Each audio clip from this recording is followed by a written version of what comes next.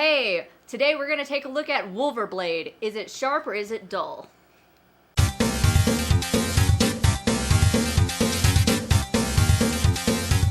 Media glitch!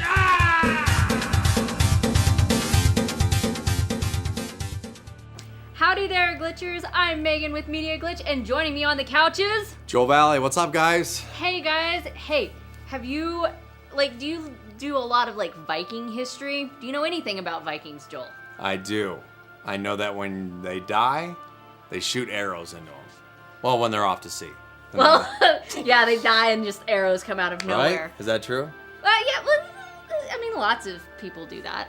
That's kind of like all I know. And they are like conquerors. And Thor. Right? I mean, you got Is Thor Viking? Thor is No. Norse. Norse. Is he? Yeah. I don't know. Well, today Like we're the gonna... most uninteresting Marvel character in the world. So, Oh, to me. snap. All the Here comments. comes the comments. Crazy. Oh, I don't Oh. care. I don't care, man. But today we're going to be looking at Wulverblade. It is a historically sort of accurate game about the... I can learn something. You could learn... There's actually quite a bit you could learn, especially since you only know, one thing about Vikings. So, oh, snap. But it's you play as a northern tribe against the 9th Legion of Rome. So this is really far back in history when the Roman Empire was trying to take over Britannia. So let's take a look at this epic story and epic art in this game. So this comes to us from Fully Illustrated and Darkwing Wind Media. We'll thank them for sending us a copy. Thank you so much for sending us a copy. This game looks so cool. The art style just totally blew me away. But not only that, the story feels epic. You are a small northern tribe and you're going up against the biggest legion in the Roman army.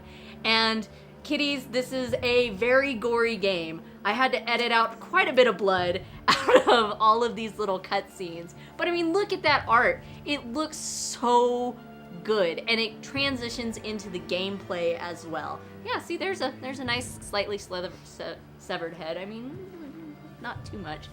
But I really loved the art style of the game and the story. You play as a brothers and sisters, Karotic, Guinevere, and Brennus. And each one of them have, Brennus is going to be your big, tall, brute guy with lots of power. Like me. Yes, totally. Like Joel. Just tell them like Joel. And they'll understand. Like Joel. Big, powerful, very slow. Thanks for that wide. Oh, thanks, Tommy. Appreciate it. And then Guinevere is very fast, but not as powerful, but she can get in quite a few hits. And Karotic is going to be your all-over kind of middleman. He's got good stats for everything. So you get like Dustin over there. You can't see him, but yeah, like Dustin. He's just an all over good guy right there. All over good guy. But you get to play as one of these 3 characters. Now this is a local co-op game, so it is a couch co-op. I didn't I liked being able to play couch co-op, but I kind of wish that there was an online play for it, just because, trying to find somebody who was willing to play this game with me at my house. Like a real friend. I get it. I understand. It's tough. It's tough. It's tough, Megan, I mean, you can't... you can always call one of us, right, Megan? Or right, Miranda? She said no. No. Thanks, Miranda. Well, Dustin? Yeah. He says, okay. Gosh, thanks, Joel. Please don't call me. I'm the only one left, though, and I said something. So yeah, it's all your fault. All right. But this is a couch co-op game, and it is a lot of fun. It's really quick to pick up and play. It's based on the 90s brawlers of arcade cabinets. You just get in and just slaughter everybody. You get to pick up heads, you get to pick up arms, you get to pick up knives and throw them. You have a berserker mode where you just annihilate everyone. And this looks really good. You just go through all of these enemies. I mean, look, there's a head. You can throw that head, do some damage. And each level does have a level boss. The level bosses, when we first started playing, they were very difficult. But then you get to the point to where you figure out how to cheese the level, and you just kind of back them into a corner. But there's so much going on at one time. I mean, you just have countless enemies coming at you from the front and the back, and sometimes crowd control can kind of feel a little bit glitchy, especially when you get tons of enemies on the screen and you've got 2 people playing the game. It kind of will, like, the frame rate will drop. So definitely, if you're going to be playing this, you're gonna want to play with 2 people, just so you can, like, oh, here's one of those glitches in a second. You can call wolves, and the wolves will come out and they'll take care of a couple people, but then it kind of just decided to drop the frame rate so low to where, like, everything. But is that not part of the effect, maybe? Slow motion? There is a little bit. Maybe the wolves aren't working? The wolves, but I mean, it even does that when you do a critical. And then here's one of the glitches that we could not figure out what was going on.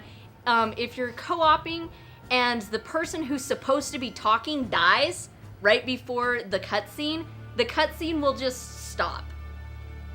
So if you don't have that, like, so if your first player dies right before the cutscene, it'll mess up the cutscenes, and you have to restart the level. And we only came into that problem, like, just 1 or 2 times, and then we just made sure that always protect the first player.